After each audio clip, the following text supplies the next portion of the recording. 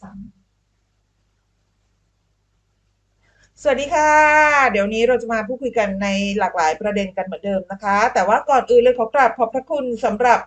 ทุกท่านที่ส่งซุปเปอร์แตงเข้ามาให้แอดมินและทุกท่านที่ได้รับชมคลิปวิดีโอจะดูโฆษณาไม่ดูโฆษณาจะคอมเมนต์เข้ามาหรือไม่เป็นไรเลยจริงๆแต่อยากให้คอมเมนต์เข้ามาเพราะอยากรู้ความคิดเห็นของทุกคนนะคะว่าการถึงเรื่องคดีแตงโมที่บอสบอกว่ามีหลักฐานใหม่ก็คือสภาพศพของน้องแตงโมเนี่ยดูเหมือนถูกมัดมือไพร่หลัง ใช่ไหมดูเหมือนถูกมัดมือไพร่หลังแล้วก็เอาภาพมาให้ดูกันด้วยนะคะและล่าสุดรู้สึกว่าทาง DSI ก็รับคดีนี้ขึ้นมาแล้วนะคะทำนองว่าเอ่อจะมารื้อฟื้นการสอบสวนใหม่อีกครั้งหนึ่งเนาะเอ่อถามแอดมินว่ายังไงใช่ไหมคดีนี้เดี๋ยวนะคดีแตงโม คือเดี๋ยวเอาเรื่องนี้ก่อนก็คือว่าหลายคนยังถกเถียงกันอยู่ว่าไอ้หลักฐานเนี้ยมันใช้ได้จริงหรือเปล่าเพราะว่าสภาพภาพศพที่เอาบอสนวัตเอาขึ้นมาให้ดูเนี่ยก็คือเหมือนน้องแตงโมเขาทำท่าเหมือนมือมัดอยู่ข้างหลังแต่ว่าไม่เห็นเชือกนะตัวเองไม่เห็นเชือกแต่มือมันเหมือนไขว้ไปข้างหลังอะแบบนั้นอะแต่ไม่เห็นเชือกซึ่งทีนี้เนี่ยแอดมินก็ต้องบอกว่าก็มีหลายคนสงสัยว่าแบบยังไงโดนจริงหรือเปล่าบางคนก็บอกว่าในเมื่อมันไม่เห็นเชือกอะลองคิดดูสิว่าถ้าเกิดว่าแตงโมเอ่อเสียชีวิตในลักษณะมือไขว้หลังแล้วแบบดูเหมือนว่าถูกรัดด้วยเชือกหรืออะไรจริงอะทางคุณบินบรรลือฤทธิ์คงต้องออกมาโพธนาตั้งแต่ตอนเจอศพแล้วเขาก็ตั้งประเด็นดีนะเขาก็บอกว่าถ้าศพของแตงโมถูกเจอในสภาพที่เหมือนมือไขว้หลังอะทางคุณบินบรรลือฤทธิ์ก็ต้องออกมาโพธนาตั้งแต่เจอศพแล้วว่าศพมันออกมาในลักษณะแบบนั้นใช่ไหมแล้วเชือกหายไปไหน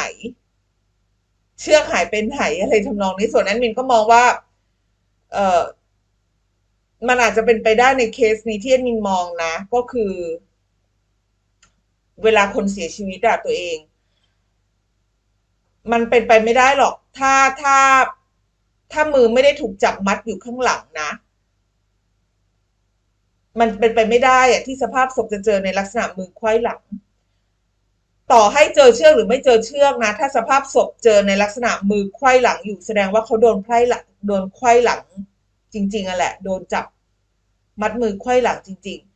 ๆแต่สาเหตุที่ว่าไม่เจอเชือกก็คือก่อนแอดมินเข้าใจว่าก่อนที่เขาจะเอาศพไปทิ้งอ่ะเขาคงเอาเชือกแกะออกแหละเพราะต้องการทำให้เห็นว่าน้องแตงโมจมน้ำจริงๆไงใครมันจะบ้าเอาเชือกไปติดมือน้องแตงโมถูกปะเห็นมีบางคอมเมนต์บอกว่าเอ้ยจะมาพูดแบบว่าแตงโมสภาพศพเหมือนถูกมือไขว้หลังอยู่อะไรอย่างเงี้ยจะพูดอย่างนั้นได้ยังไงมันต้องเห็นเชือก ถึงจะพูดได้แต่มีคิดว่าไม่จำเป็นนะคะไม่จำเป็นเพราะว่าเอ่อถ้าตามที่เอ็นมินจินตนาการนะก็คือน้องแตงโมอาจจะถูกจับมือไขว้หลังจริงแล้วก็ตอนเสียชีวิตน่าจะเกิดอาการเกร็งอ่ะพอคนเราเกิดอาการเกร็งมากใช่ป่ะถูกฆาตกรรมนั่นแหละเกิดอาการเกร็งมากมือมันก็จะคาอยู่ที่ข้างหลังอย่างนั้นแหละคือเกร็งสุดอ่ะมันก็จะคาอยู่ที่ข้างหลังอย่างนั้นเลย ก็เลยเป็นสาเหตุว่าทำไมเจอสภาพศพในลักษณะมือมันไขว้หลังอยู่ถึงแม้ว่าเชือกมันจะโดนแกะไปแล้วก็ตามอ่ะนะจะมีเชือกหรือไม่มีเชือกมันไม่สำคัญแต่ถ้าเจอในสภาพศพที่มือถูกไขว้หลังอยู่นั่นน่ะมีความเป็นไปได้เลยแหละว่าถูกจับมัดมือไขว้หลังอยู่แล้วตอนถูกฆาตกรรมอะไรประมาณเนี้ยน่าจะเกิดอาการเกรงอ่ะตามธรรมชาติของมนุษย์อ่ะแบบเวลากลัวสุดขีดหรืออะไรสุดขีดมันเกรงหรือเจ็บสุดขีดมันเกรงมากจนมือมันไม่สามารถจะโผล่มาข้างหน้าได้อีกแล้วมันก็เลยเสียชีวิตในสภาพมือไขว้หลังดังนั้นที่บอสนำภาพออกมาให้ดูกันคือเป็นไปได้จริงๆตัวเองว่าน่าจะถูก จับมัดมือไขว้หลังอยู่นะคะดังนั้นประเด็นนี้ถือว่าเป็นหลักฐานเด็ดไหมเด็ดนะตัวเองก็ไหนบอกว่าฉี่แล้วตกน้ำไปแต่เจอสภาพศพในลักษณะมือไขว้หลังแต่ตอนนั้นที่คุณบินบรรลือฤทธิ์คุณบินบรรลือฤทธิ์อาจจะไม่ได้พูดเกี่ยวกับลักษณะศพอะไรออกมาแอดมินเข้าใจว่ามันคงมีหลายประเด็นที่ทำให้คุณบินพูดอะไรออกมามากไม่ได้อะเมื่อ2 ปีที่แล้วอะนะคงจะมีหลายประเด็นที่ทำให้แกออกมาพูดอะไรมากไม่ได้แกก็เลยไม่ได้อยากจะพูดถึงสภาพศพอะไรขนาดนั้นแต่มันก็เป็นอย่างนั้นแหละถามว่าประเด็นคดีน้องแตงโมที่รื้อฟื้นกันขึ้นมาใหม่บอสทำไปเพื่ออะไรใช่ไหมบอสทำไปเพื่ออะไรแอดมินว่าส่วนหนึ่งก็คือเพื่อเรียกร้องทวงคืนความยุติธรรมให้กับแตงโมแต่อีกส่วนหนึ่งแอดมินเข้าใจว่าอยากจะทำให้มิสแกรนมีกระแสและโดยเฉพาะงานนี้แอดมินเห็นมีนางงามคนหนึ่งที่ได้กระแสจากเรื่องนี้ไปเต็มๆเลยแต่ว่าอาจจะยังไม่ร้อนแรงมากก็คือเชอเอมตัวเองเชอเอมตั้งแต่วันที่เขายกขบวนนางงาม77จังหวัดใช่ไหมไป DSI ก็มีสำนักข่าวมารุมสัมภาษณ์น้องเชอเอมและล่าสุดไปไหนกันต่ออันนี้ก็ไม่ได้ตามข่าวก็ยังมีอีกนักข่าวรุมสัมภาษณ์น้องเชอเอมอีกกลายเป็นน้องเชอเอมกลายเป็นปากเป็นเสียงให้กับองค์กรมิสแกรนเกี่ยวกับเรื่องนี้อันนี้เข้าใจว่าส่วนหนึ่งบอสน่าจะปูทางน่าจะปูทางให้คนนี้มงแหละเออก็ไม่ได้เห็นขัดหรืออะไรนะก็คิดว่าเหมาะสมเพราะน้องเชอเอมเป็นคนพูดดูเรื่องพูดจาดีคุณสมบัติดีหมดแหละเสียอย่างเดียวคืออาจจะยังเดินไม่ดีแต่นอกนั้นคือดีหมดแอดมินมันคือเชอเอมเนี่ยตั้งแต่เขาวางให้มงตั้งแต่เมื่อ2 ปีก่อนแล้วใช่ไหมโดยมากับประเด็นทางการเมืองเลยตอนนั้นการเมืองในไทยร้อนแรงมากมีการเดินขบวนนั่นโน่นนี่ประท้วงนั่นโน่นนี่แต่เชอเอมก็สละสิทธิ์ไปทั้งที่ตอนนั้นกระแสแรงมากเลยนะคือต่อจากอิงฟ้าเนี่ยก็คือเชอเอมเลยนะเพราะอิงฟ้าตอนนั้นกระแสแรงแล้วพอมาปีของเชอเอมบอสปลุกปั้นเลยปีนั้นมาแนวการเมืองแล้วอยากให้ดังแล้วเชอเอมก็เป็นกระบอกเสียงทางการเมืองแต่ปรากฏว่าเกิดอะไรพลิกล็อกหลายอย่างไม่ได้เป็นมิสแกรนด์ไทยแลนด์กลายเป็นอุ้มไปนะพอมาปีนี้เนี่ยแอดมินเข้าใจว่าคือถ้าจะปลุกกระแสการเมืองอีกมันไม่ไหวแล้วอะคือการเมืองของไทยตอนนี้มันอยู่ในภาวะสงบเนาะอยู่ในภาวะสงบแล้วก็ฟื้นฟูแก้ไขปัญหาหลายๆด้านกันอยู่ดังนั้นถ้าจะมาปลุกกระแสการเมืองปลุกม็อบการเมืองมันคงไม่เข้าท่าก็ดันเรื่องนี้ขึ้นมาคือเหมือนกับยิงครั้งเดียวยิงปืนครั้งเดียวได้นกหลายตัวนั่นแหละก็คือช่วยคืนความยุติธรรมให้กับน้องแตงโมด้วยและอีกส่วนหนึ่งก็คือว่าต้องการปลุกกระแสมิสแกรนด์ให้ดังขึ้นมาและตอนนี้ถึงแม้ว่าเเชอเอมจะยังไม่ได้มีแสงเข้าหาอะไรมากมายแต่ว่าเชอเอมก็เป็นคนเดียวในบรรดานางงามเลยนะที่สื่อรุมสัมภาษณ์สื่อรุมสัมภาษณ์2 ครั้งแล้วนะที่สื่อมารุมสัมภาษณ์น้องเชอเอมเกี่ยวกับประเด็นคดีแตงโมแล้วไม่ได้ไปสัมภาษณ์นางงามคนอื่นเลยก็คิดว่ายังไงแอดมินก็คิดว่าบอสแกก็น่าจะปูทางมาให้เชอเอมมงแต่ว่ามันก็เป็นหน้าที่ของเชอเอมอีกนะที่ต้องเอ่อสร้างกระแสหรือหาแสงให้ตัวเองเหมือนกันแอดมินก็ต้องยอมรับว่าเชอเอมกลับมางวดนี้รู้สึกว่ามันเงียบกว่าเดิมก็มีหลายๆคนมองว่าเอ๊ะทำไมมิสแกรนด์ปีนี้มันเงียบจังทั้งที่บอสก็พยายามปลุกกระแสทุกทางบางคนก็บอกว่าคนเข้าประกวดไม่ค่อยสวยแล้วก็ไม่ค่อยเก่งก็อาจจะเป็นไปได้อ่าถามแม่มินว่าแล้วประเด็นคดีน้องแตงโมมันจะทำให้มิสแกรนด์ดังขึ้นมาได้ไหมอันนี้แอดมินเข้าใจว่าคนที่ดังตอนนี้คือบอสแล้วก็คดีก็ดังขึ้นมาใช่ไหมแต่ถามว่า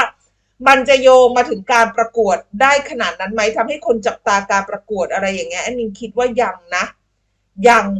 นอกจากว่ามันจะมีประเด็นดราม่าอะไรเกิดขึ้นมาสมมุติว่าคุณแซนฟ้องร้องนางงามที่มาทำจำลองคดี